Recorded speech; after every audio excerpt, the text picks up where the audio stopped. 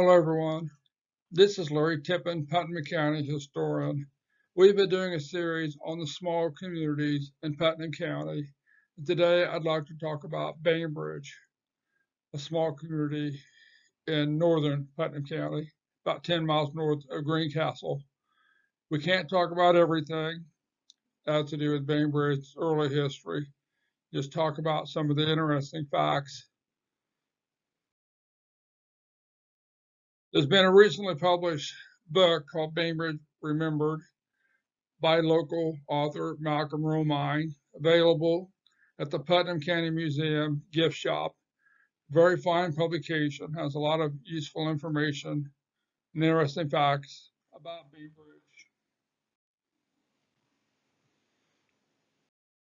But I want to start with some of the newspapers.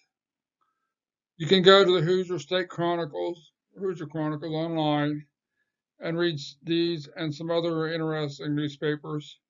If I get ahead of you during any of these presentations, you could pause, or there should be a little button in the bottom of your screen you can click and drag back. This publication starts out, or this newspaper account starts out with a newspaper reporter saying he did a visit to the neighboring town of Bainbridge, 10 miles north of Greencastle on the Louisville and Albany Chicago Railroad. So forth, so on. Pause, would like to read it. Going on. Bainbridge was laid out sometime between 1828 and 1830, according to this account. There are other different viewpoints about that we'll discuss. On land owned at the time by James Gordon. James Shell acted as auctioneer at sale of the first lots. John Cunningham was the first merchant, according to this report. Bainbridge has a population of about 800 in 1872. It presents a rather brisk, thriving appearance.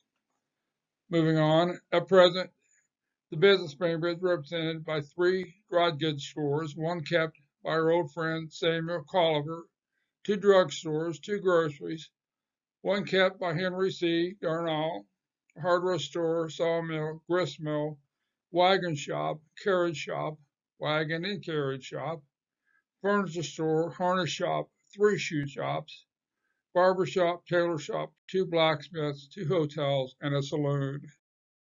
The medical profession represented by doctors Cross, Hall, Stone, and Starr. The legal by John Starr, Henry C. Darnall, 1 justice of the peace.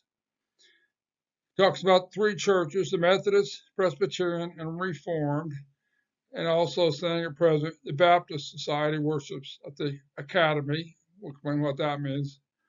And note they didn't say anything about the Christian church, just Methodist, Baptist, Reformed, and then mentions the Baptists. We'll explain why. He goes on to say, notice evidence of prosperity about the place, among them a 2-story stone front business brick house being erected by Nathan Ader. It consists of 2 large business rooms on the ground level and then a large public hall above, which was used by the various lodges at a large roller skating rink, which was quite popular, and so forth. The cost of the building is $7,000. Jason Darnall will build an addition to the west of that building for about $4,000. Talks about some other buildings going up, and says the citizens are disappointed with the Indiana and Illinois Central Rail Company for failing to keep the faith in them. It goes on, bemoaning the fact the Illinois Central Rail Company is not going to fulfill its promise. We'll talk about that as we go. The earliest compiled published history that we have in Putnam County is the 1879 Atlas and Historical Biographical Sketch, Putnam County. We have a recently reproduced publication available for sale at the Putnam County Museum, very high quality. But in that, they talk about Bainbridge being a flourishing community. The northeast corner of Monroe Township, occupying parts of sections 1, 2, 11 and 12, saying that it was laid out by Levi A. Piercy, March 5th, 1831, on land owned by Allen Piercy, John Elrod, Thomas Gordon, Mason Catherwood. And then it goes on. A review of the land patents in that area, land patents being the first deed from the United States government to the original and first owner, original settler, shows in those sections, respectively, the land patent was taken out by George Piercy, David Mackinson, David Gordon, John Elrod, 1826 to 1828, but they were applied for about 18 months to 2 years prior to that, beginning in 1824.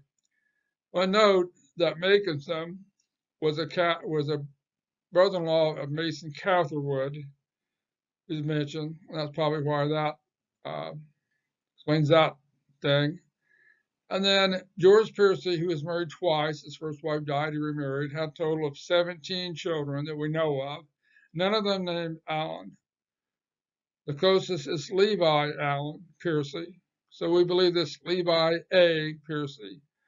And then where it says land owned by Allen Piercy, it's one and the same, who was a son of the original pioneer of the area, George Piercy. Look at a map. This is from 1864, courtesy Library of Congress. It's available online. You see Bainbridge is, in fact, at the intersection of those four sections, 1, 2, 11, and 12. We see the railroad, commonly called the Monon. I want to note B.F. Corwin, a little cemetery down here, sometimes called Randall Ford. And also I want to note Philip Ford and William Ford own property nearby. And then this dashed line, by the way, we're going to talk about what that is as we go. Very significant.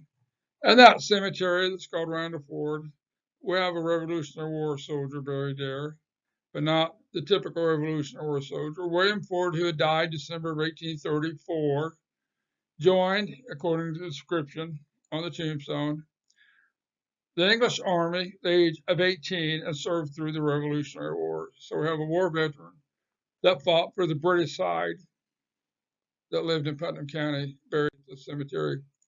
Look, 1864 also has inserts or inset maps for the various towns and communities of size, including Bainbridge.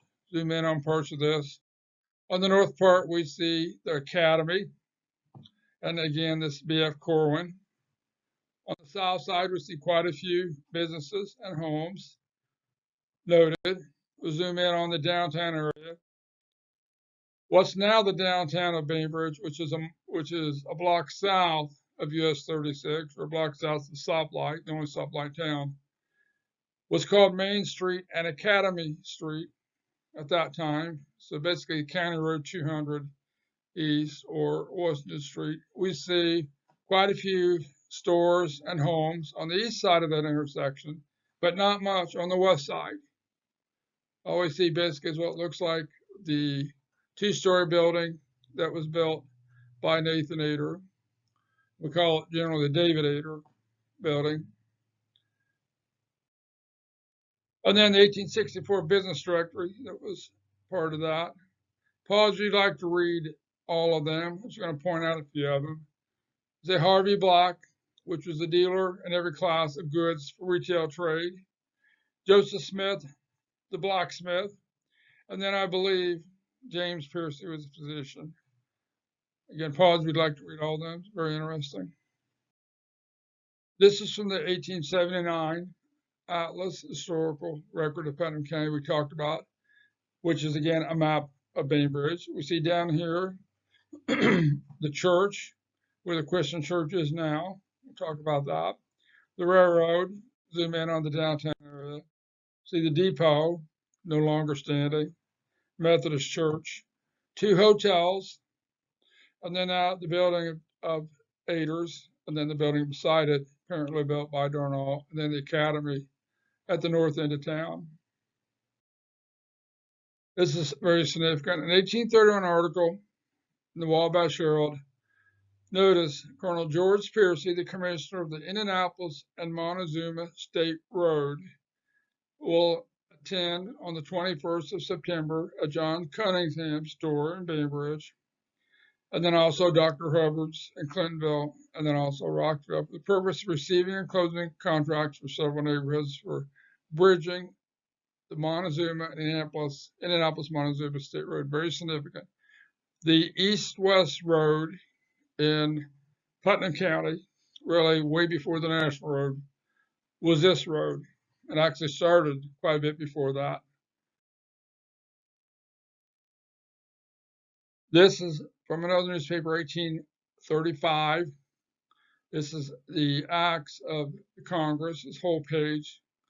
Pulled out this one, says, Committee of the Post Office and Post Roads instructed and inquire into establishing a post road from New Maysville to pass through Bainbridge, Poplar Spring, Blacksburg, Russellville, Putnam County, on to Rockville, Park County. So this was a major east-west road. The original roads were post roads.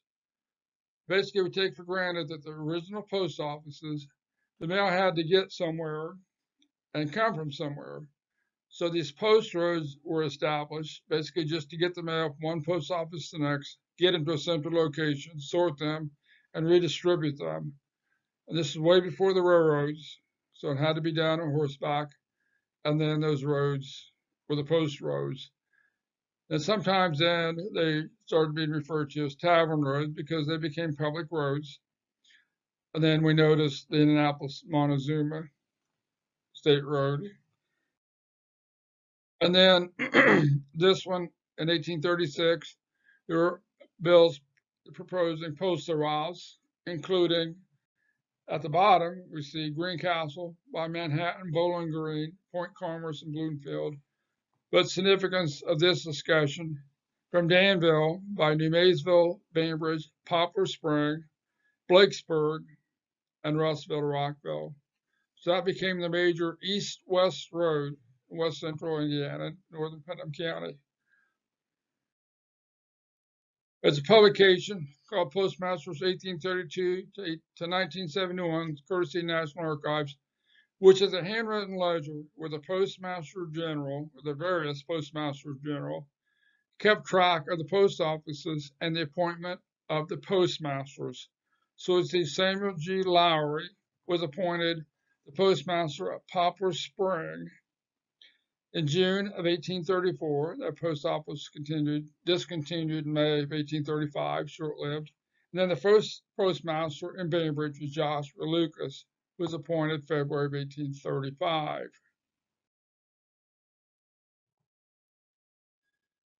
So let's talk about this Poplar Spring. What we generally call Poplar Spring was a spring, one spring, that was about a mile northeast of Bainbridge, just south of what we commonly call the ABC corner, about a mile north and a quarter mile east of Bainbridge. And then this road goes toward Rochdale.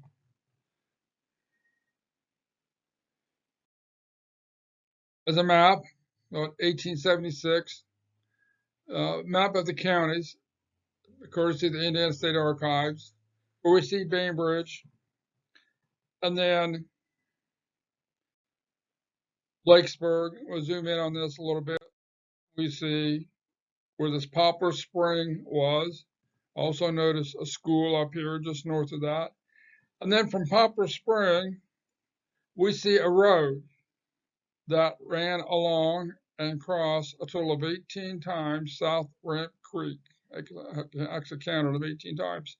Apparently, it was easier to follow the stream with basically on your horseback and high-wheeled wagons than it was to blaze a new trail through the forest. And then it went on the south side of Ramp Creek to Blacksburg, and you can see where grading had been done on that road to make it a level road. I can point out various spots where that road was very significant early history, the Bainbridge area. Also note, too, that there's a cemetery of the Bridges family, just section 36, Clinton Township, or Russell Township, excuse me, just north of Clinton. And the cemetery looks like it's in the middle of nowhere. I've been to it, and it's very hard to find. Well, you can see this road that came down from Blakesburg stopped. And then you see here this area that we commonly call Hannah's Crossing or 9 Mile, which was west of Bainbridge, where the road like stopped. The road that went north of there, due north, well, it's now US 231, called State Road 43, did not exist in the early days. It didn't start until the New Albany and Crawfordsville Road was established in 1832. Prior to that, the first decade or so, the road went up, almost followed what we call 231 now. But at this point, at Hannah's Crossing or 9 Mile, it went straight toward Blakesburg. You can see I've added the lines where it was. This particular map stops the home of Henry Crodian, one of the earlier pioneers. But that was the original road. So Blakesburg was the main community, had the north-south road. The mail went north from there to Crawfordsville and Lafayette. Then the east-west road that went from Indianapolis to Montezuma through Bainbridge and Poplar Spring, very important road. That's some notes on this Poplar Spring. You may or may not have heard of it. Malcolm talks about it in his book. But in the Indiana State Library, and I've got the reference number, if you want to write it down and go look, there's a folder on Putnam County. And in that, Mrs. Collins, Mrs. C.C. Collins of Rochdale, some of you know who I'm talking about, has some handwritten notes talking about the Poplar Spring Church, which stood on ground now, or at that time, garden of the Albert Balk home, 1 mile north and a half mile east of Bainbridge, on the west side of the road. This is very important. She identifies where the Poplar Spring Presbyterian Church was. Also in that notes that the records are transcribed from the original papers of the pastor Samuel Lowry. You should remember that he was the first and only postmaster at Poplar Spring. Later transcribed in a permanent book, was as saying at that time was in the custody of the family of Albert Balk, but now is at the Bainbridge Museum, which is at Town Hall. It has records of the Bainbridge Church. Noting that on August 16, 1829, is apparently when they created the Poplar Spring Church, Presbyterian Church, and then listed these as apparently the founding members of that church. See the Hillis family, Piercy, Catherwood, Scott, Moore Hillis, McCorkle, Osborne, Lucas. Pause if you'd like to read it. Moving on. And then in 1830, there's a note the church met at the Poplar Spring Schoolhouse and elected ruling elders. If you look at the history books, you don't hear much of any talk about the Poplar Spring Schoolhouse. Going back to the 1864 map, we've already talked about the area of Poplar Spring. And we see a Catherwood and Balk, who are the B and C, the ABC corner. And then the school up here on the west side of the road, directly across from now the North Putnam schools, which was probably the Poplar Spring School. But by the notes of Mrs. Collins, it looks like the Poplar Spring Church was closer to ABC Corner on the west side of the road. Very important to note that. And then it goes on, notes 1843.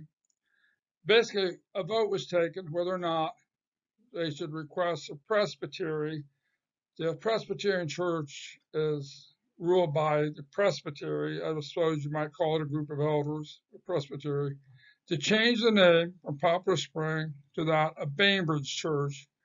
It was unanimously agreed they should do so, and then it's thereafter known as the Bainbridge Church. It didn't say Bainbridge Christian Church, it said Bainbridge Church.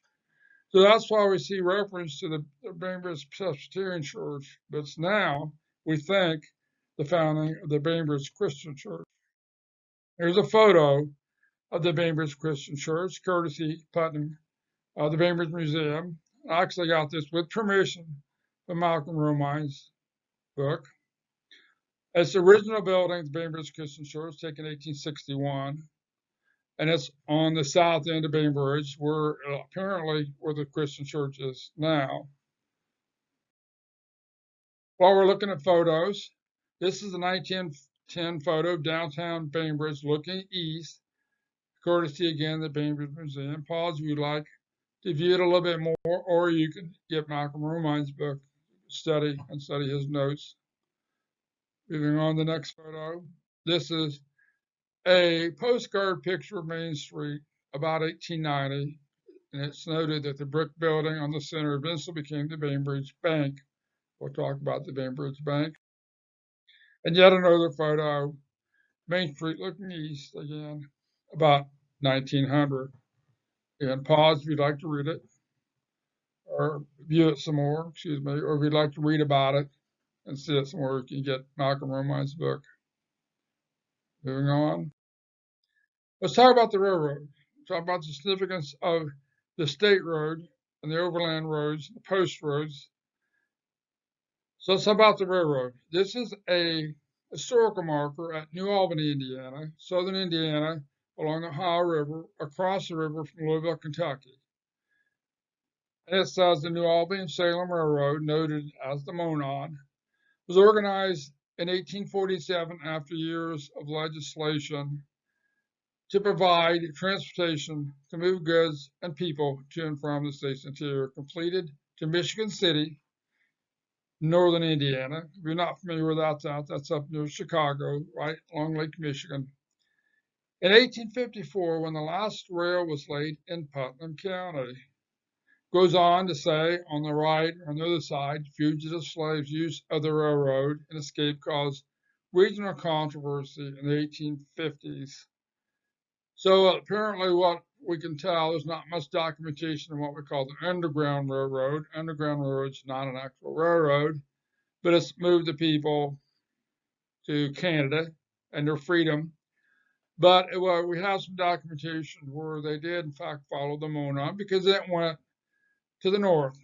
So they'd get across the Ohio River, go to New Albany, and follow the Monon after it was completed in 1854, traveling at night most of the time and trying to stay out of view, sustain themselves for a long journey up north for their freedom. Moving on. It also says, by the way, that the name was officially changed to Monon in 1956. Let's talk about the history of this railroad. As noted, the New Albany and Salem Railroad Company was organized in 1847 with James Brooks as president. It took special legislation signed by the governor to create it because there's quite a bit of controversy to get it going. One of the primary investors was industrialist Washington C. DePaul of Salem, Indiana.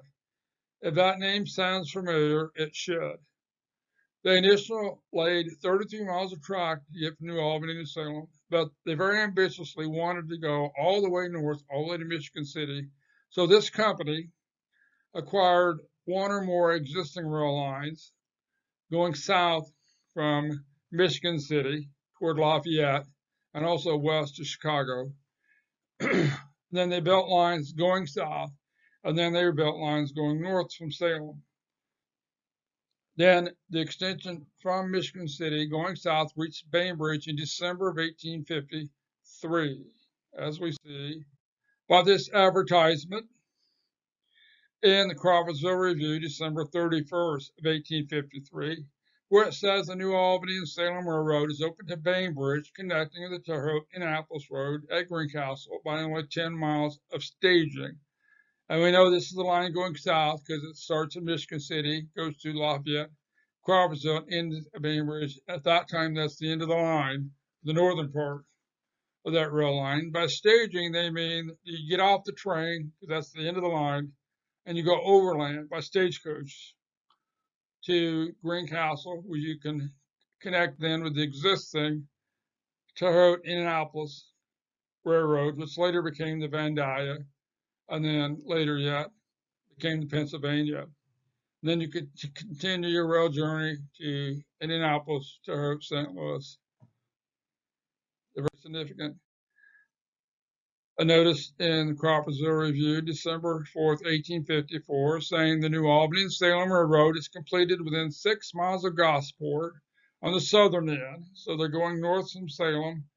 They get to Gosport, and then the northern end, within 7 miles of Greencastle, northern end, leaving 35 miles It's believed the entire road will be open in April next. Now, there's a little bit of confusion. They say April next. They don't mean next year.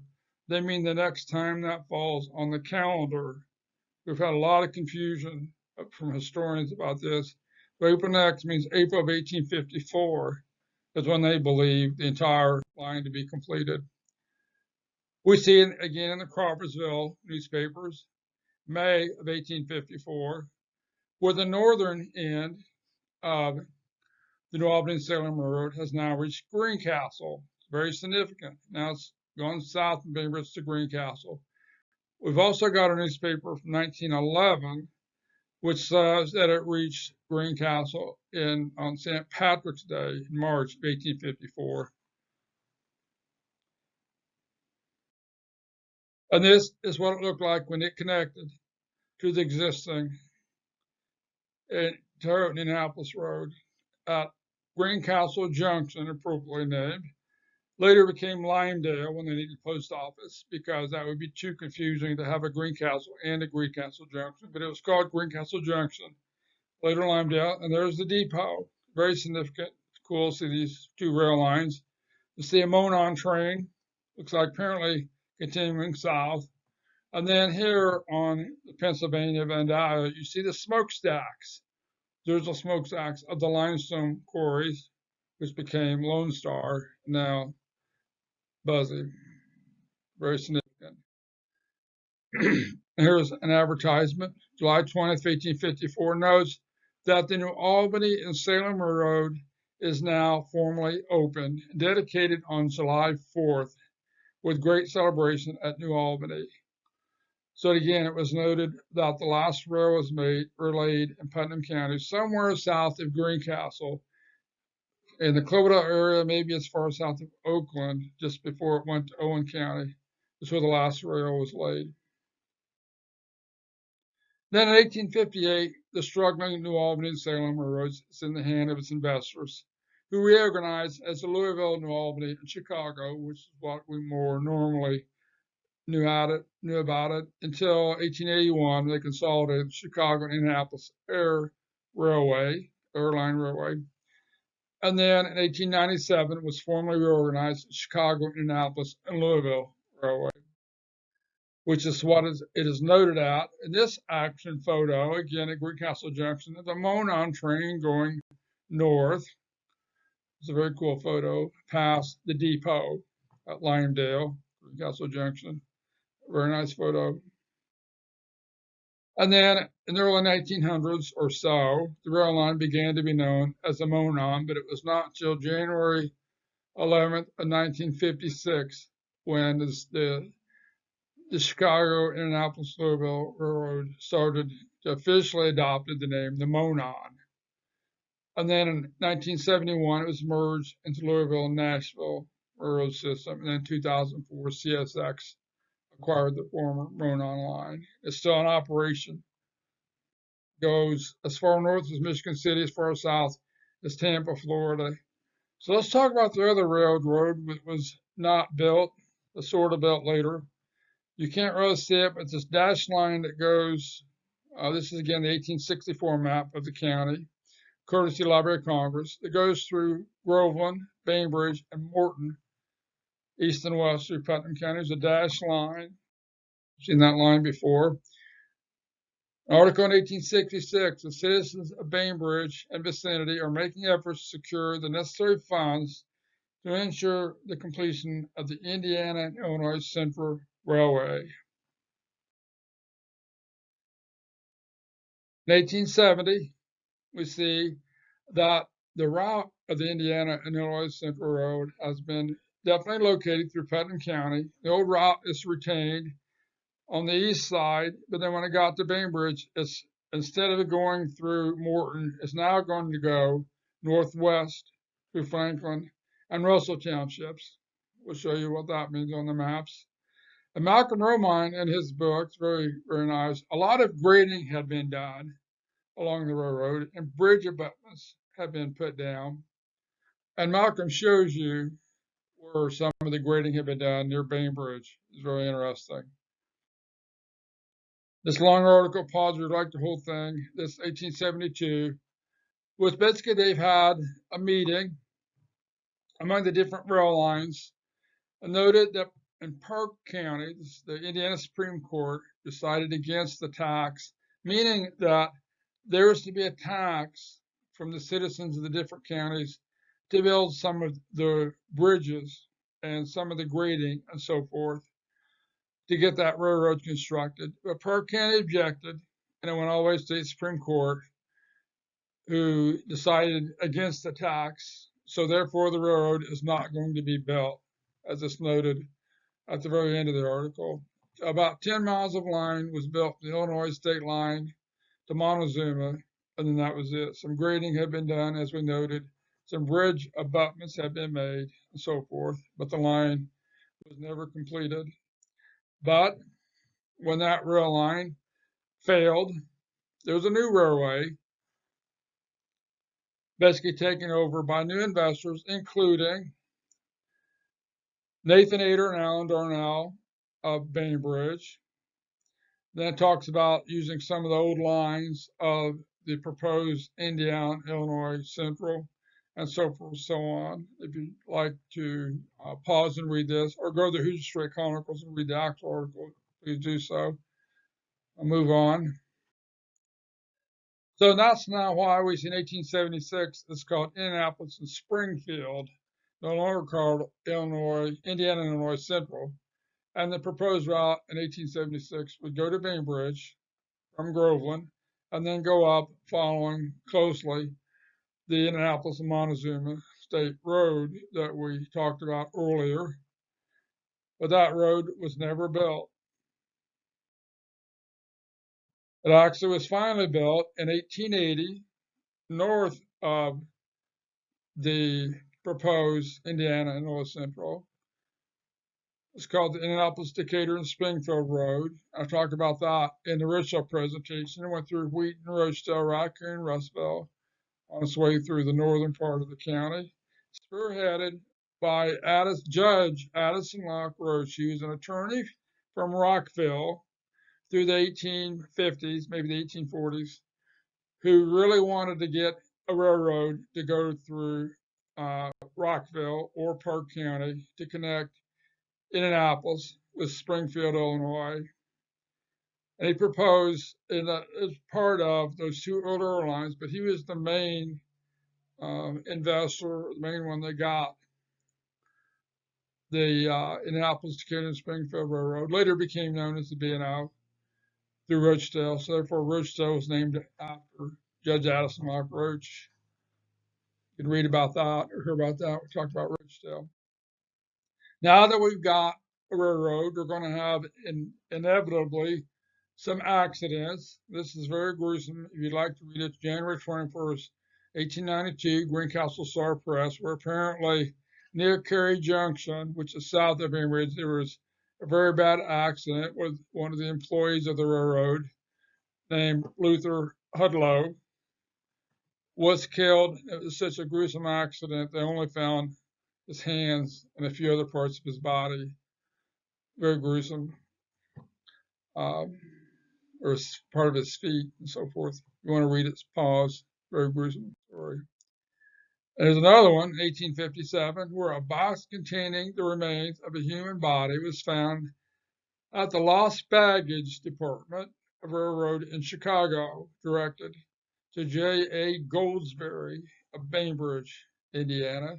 Never found out what happened to that box of human remains.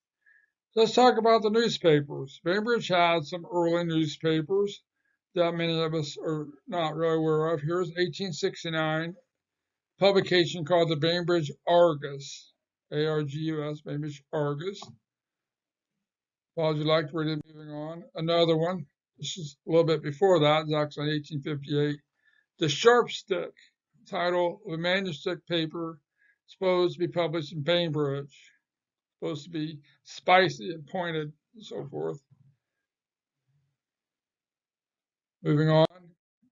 And then here's another article in 1891 saying the Cloverdale leader has repeatedly asked something of Greencastle And last week, the Bainbridge Transcript, yet another Bainbridge newspaper of short duration, suggests that the courthouse be moved. Now the Banner and Times wants to remark on this subject that if either of these papers wants our quote-unquote pile of justice, they're at liberty to come and get it.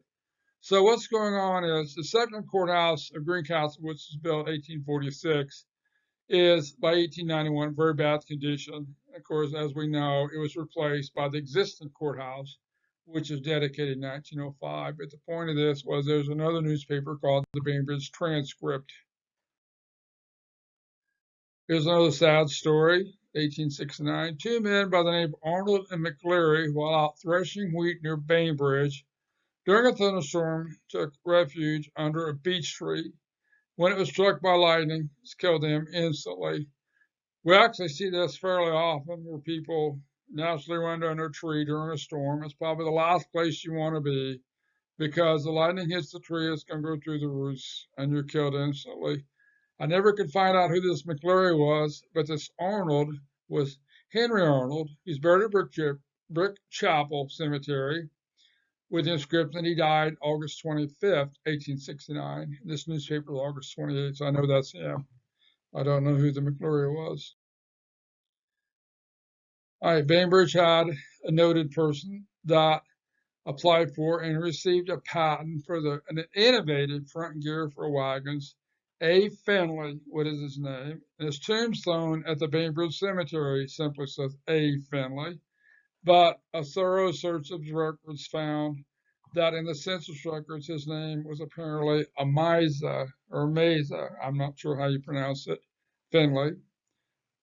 And then we see an advertisement just a year before that, just showing that Finley, Peach, and Fraker were wagon makers and blacksmiths in Bainbridge. So you see, he had a shop that he was making this wagons. He received this patent. Pause if you'd like to read it. Just to note that he had that wagon shop. So this is kind of a sad story, but there's another publication actually before this that was just too poor quality to try to use as a slide. But this George Cassidy of Bainbridge, who has gone to get his mail at the Bainbridge post office, returned home, and he's such a reliable person. When he didn't show up, his relatives and neighbors went to look for him, and they found him near a schoolhouse. And I'm not sure if they're talking about the Miller School that was west of Bainbridge, or the Locus School south. I'm not sure which one they're talking about.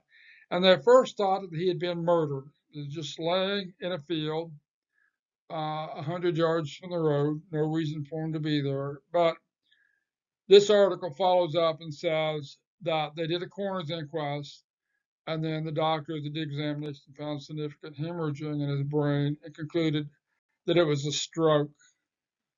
Could have been a brain aneurysm, I guess. But so he was not murdered. I guess it's glad to know that, but still sad that he died. Another sad story, John Starr, a well-known attorney at Bainbridge, took a drink of what he thought was some sort of liquor or other drink at his son's drugstore, which proved to be muriatic acid, and the result was fatal. But here's a sad story, but it's kind of positive in a way. James Phelps of Bainbridge fell dead from paralysis while feeding his hogs. His wife found his body lying among the pigs with his faithful dog at his side, keeping the animals away from the body. 1893. It's a very, very long article. If you'd like to read this, please do so. But what this is, if somebody had had a terrible accident, they didn't think they were going to survive, which they did. When they compared that, this is picking up toward the end of this long article, which is similar to a case near Bainbridge a number of years ago. Actually, it was in 1881. That's when this occurred, where William Foster, a boy of 13, was driving a reaper when the horses became frightened and ran away. He was thrown from the seat, and his clothes got caught in the machinery and dragged for a considerable distance with his head in front of one of the wheels. They took him to Dr. Stanley, who took him home, and Dr. Stanley came to look at him. He didn't think he was going to survive, wrapped his head just for comfort, but he did live. He lived to tell about it. So that's kind of an interesting story. And actually lived to 1926, buried at Lynchburg. Bainbridge had the biggest July 4th celebration in the mid-1800s, biggest one around. Pause, would like to read the whole story. This talks about July 1853, the grand celebration with parades and speeches and so forth, so on. I know they did not have fireworks. The earliest documented fireworks we know of was in the United States, occurred in Philadelphia in 1877. So they had the biggest July 4th celebration. At a Panther Drive in 1890, quite a sensation in the vicinity of Canby. That's a typo. It's Canby with an N. Canby with an N, 3 miles west of Bainbridge. We now call that Hannah's Crossing, or 9 miles. Of course, US 36 and US 231 meet. It's called Canby, where there was apparently a panther that you see a noted group of men. It's kind of a who's who of the men at the time. We're going to try to get this panther. I never could find a follow-up on it, whether they got him or not. But, going to the next slide, in 1893, a timber wolf, not a coyote, but an actual timber wolf, has been plundering the sheepfolds in Montgomery County the previous 2 years. Numerous efforts have been made to run him down, but day before yesterday, there was a roundup near Bainbridge, and the wolf was brought to being killed by Alf McGoy, or McGay, I'm not sure which, of Russell Township. 1889, the Bainbridge wants basically to start the county fair at Bainbridge.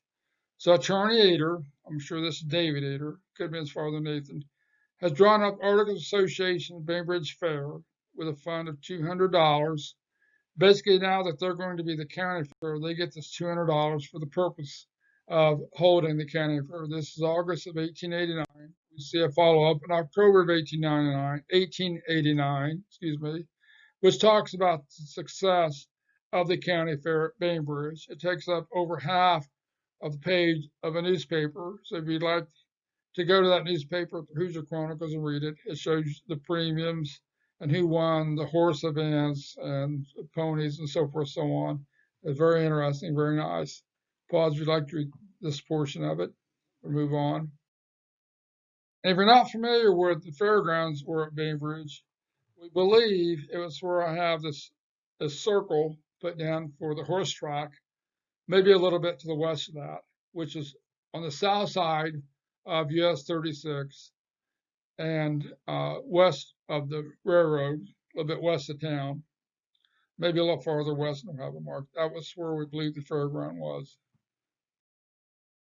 And this is an advertisement for the Putnam County Fair showing that they have $2,000 of premiums and so forth, so on. And 1897 is continuing on. Pause if you'd like to read it. And then it's 1910. The local oral history, we believe that this fair was continued to about 1920.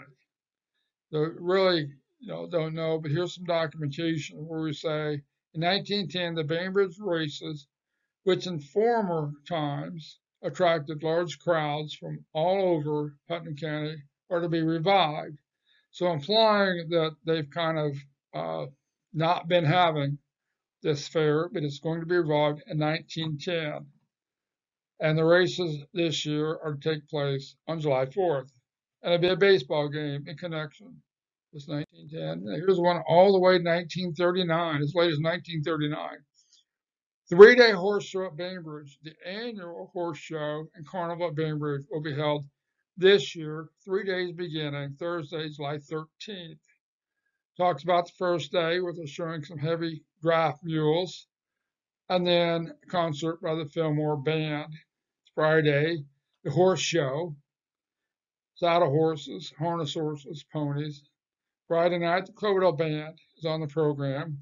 And then Saturday afternoon will be a tricycle race, bicycle race, sack race, egg race, pet parade, and a baby show. And Saturday night, the grand finale will have the Indiana State Farm Orchestra will play. So apparently, it's a very big celebration. 1939. Talk about the banks. This is an article from 1872. 1872. Says the Bainbridge Bank will open for business about January 1st, implying January 1st, 1873, with a capital of $50,000. Now, I didn't find anything else about this particular Bainbridge Bank at that time, so I don't know if they were even actually open or if they were short-lived. The first and earliest then note of bank in Bainbridge is from the 1910 history of Putnam County by Jesse Weeks. Weeks saying the Bainbridge Bank was established December 1st, 1904, much later, by F.P. and C.M. Moffett, saying during the first year the business was conducted in a room at the corner of Washington and Main Street, but shortly afterwards the bank occupied its own building, a substantial cement block building. I think we've seen a photo of that. Paul, you'd like to read the whole thing. But in 1915, we see bank assessments. This is part of the tax assessment process for the coming year. And I always like to find these and read these because it shows which banks are in business at various points in time. And it shows their relative capital, which is significant. It shows how big they are compared to each other. We see the Central National Bank, which is the largest one, Central Trust, First National, Citizens Bank, Citizens National Bank, Citizens Trust, which is apparently a separate bank, Rochelle Bank, Russell Bank, State Bank of Russellville, two separate banks, and the Russell Bank is the larger of the two. The Farmers State Bank of Bainbridge, First National Bank of Fillmore, Coverdale, and then the Farmers Bank of Fillmore. So this documents that the bank was called the Farmers State Bank of Bainbridge in 1915. In 1919, the bank was robbed, or actually in 1918, it was robbed. On December 12, 1918, it was robbed of about $40,000 of Liberty bonds. And the investors are suing the bank, saying they did not have the safe secure enough. Also, a number, I think 28 others, are trying to get $6,000 in cash back from the bank. So the robbery was December 12, 1918. 1927, we have sad news. The stockholders, depositors of the Farmers State Bank of Bainbridge are hereby notified the bank is insolvent. And the state bank commissioner is going to appoint a receiver for the bank, which ended up being the Citizens Trust Company of Greencastle, not the Citizens Bank, but the Citizens Trust Company. And also noted that they're going to get a little bit of the money back, 65% of the money, not all of it. And that the bank closed September 3rd, 1927. Moving on. We see in 1928, Citizens Trust Company deeded a lot in Bainbridge to Citizens Bank of Bainbridge. Apparently, this is when they established the new bank, the successor of the Farmers Bank, going to be called the Citizens Bank, and apparently using the same building. Here's a meeting of the bankers of Putnam County. There's 93 of them attended a meeting where they elected their officers for that association for the coming year. And the president was Curtis K. Hughes of the Bainbridge, the president of the Citizens Bank of Bainbridge. Curtis K. Hughes. And then we see several articles going through the various years about the statement of position of the bank and so forth, so on. And this is the last one on July 12, 1937. I know you can't read it, but this is the position of the bank at December 31st, 1936. And I saw nothing about this bank after that. Couldn't find a single thing about it. Kind of related to the bank, we have the National Spotted Swine record. The original Poland, China, was made up of 6 separate breeds and was referred to as the Warren County Hog of Ohio, according to the website for the National Spotted Wine Registry. It says that one breed was imported into Ohio in the early 1880s, was called the Big China. Fred Obenchain, as well as another breeder in Putnam County and one in Hendricks County, brought boars and sows back from Ohio from time to time, crossed with their own good hogs, and developed a new breed, which kept the characteristic colors, black and white colors, mostly white with black spots. Article in 1941 where they're summarizing the success of the Spotted Poland China Registry. It's a typo. 1914 idea of Bainbridge, they also spelled Bainbridge wrong, resident. Talk about Fred Obenchain while he was a rural mail carrier in the year 1914. An idea about creating a registry for the spotted swine. Pause if you'd like to read the whole thing. It talks about over a 250,000 sows and over 100,000 boars of that breed were on the registry, maintained at Bainbridge. Many states and actually some foreign, international. And then when it's trying to get it going, it noted it had a hard time getting enough subscriptions to get enough money to get it going. And then his neighbors and fellow breeders, Milt Brown, Bob Matthews, Harvey Shin, and Batman jumped in and contributed to help getting the registry going. Another article, this is actually from before that, 1940, which is very significant because it's saying that the National Spotted Poland China record of Bainbridge, Indiana, was incorporated on January 2nd, 1914 by Fred Obenchain. So we know the history of it. Pause if you'd like to read more. So that's when it started. And in the 1960 annual meeting, again from the website of the Spotted Swine, the board of directors and members voted to change the name of the association from that to the National Spotted Swine Record, also to be referred to as Spotted Swine or just SPOTS. The organization became one of the top-ranking purebred bead associations in the nation, including international registrations. Then 1985, the registry is moved to Lafayette, Indiana, and then to Peoria, Illinois, 1992, where it's still maintained and still active. This is from mostly the website of the Tri-County Bank. October of 1860, the Regional Bank and Trust leased the National Spotted Swine Record Building and opened the Bainbridge branch of the Regional Bank and Trust. And then in March of 1969, the Regional Bank and Trust merged with the State Bank in Russellville and also with the Russellville Bank, 2 separate banks that never merged with each other.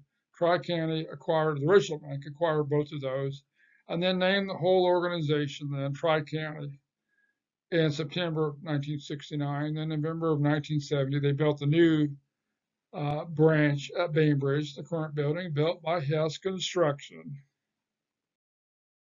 Go to the schools.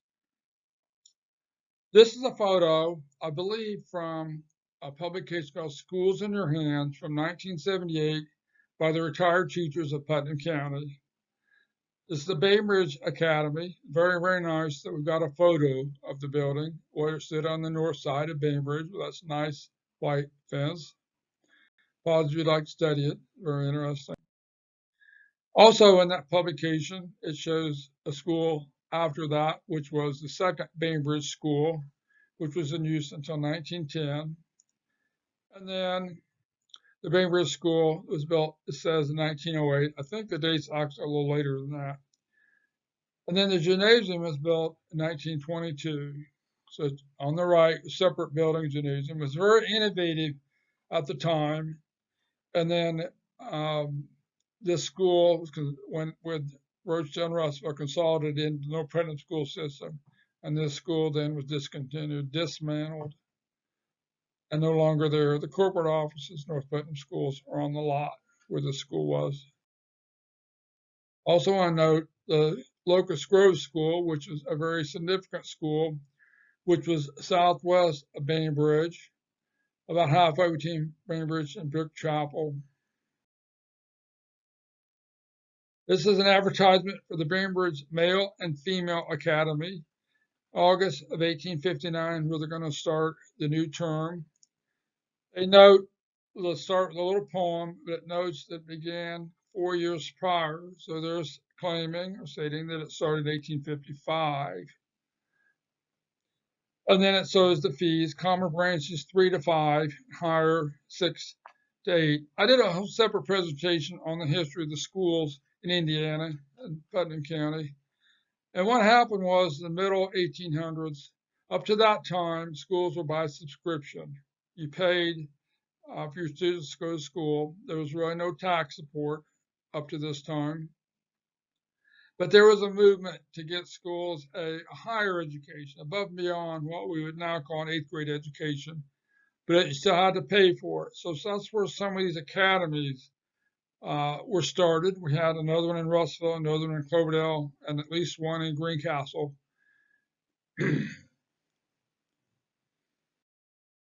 But in the late 1860s, the state of Indiana finally started taking the responsibility for schools and started taxing for the purpose of education of its citizens. So these academies then did not have abuse or value. Why would you pay to send your young children to school when you can go for free to a tax-supported school? So the Bainbridge Academy ceased to exist, but it was taken over by a new institution called the Corrin Institute. Remember, we saw that Corrin name a few times, B.F. Corrin. And he raised $2,000, appointed this board consisting of Yates, Darnell, Thornton, Piercy, and David Ader to run this school. And they actually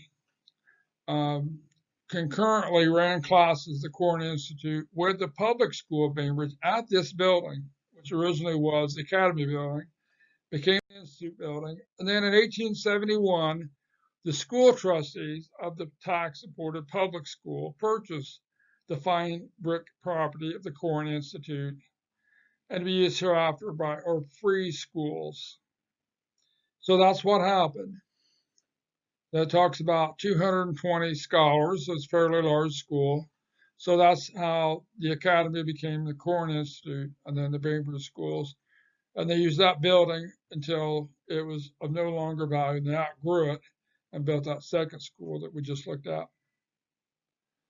Can't talk about Bainbridge without talking about basketball. This is not early history, but I can't help myself, so I apologize. This is the 1959, 58-59 Bainbridge Pointer team. Got it from the Bainbridge yearbook, so it's not a very good quality picture. I apologize for that. The team was led by Big Jeff Blue and Bill Nicholson, Earl Jeffries, and his brother Mike Blue, among others. Won the county and the sectional. Jeff Blue then went on to be an Indian All-Star. Talk about him a little bit more. Another photo of the 1967 Bainbridge Pointer team. Won the sectional and the regional, which they had done the year before. You see Big Fred Cox, Norman Steele, Gary Judy, Larry Steele, Ron Rosick, stars of that team. The 1966 team won the sectional regional, but lost the first game of the semi-state. 1967 won the first game. In the final game of the semi-state, they fell behind, and Coach Rady, one of the best coaches that there ever was, in my opinion, started a full court press. And he said later he wished he would have started the press a little sooner because we got within 3 points. I was at that game. So we got within 3 points when the time ran out. If we'd had about another minute, probably would have been a different outcome.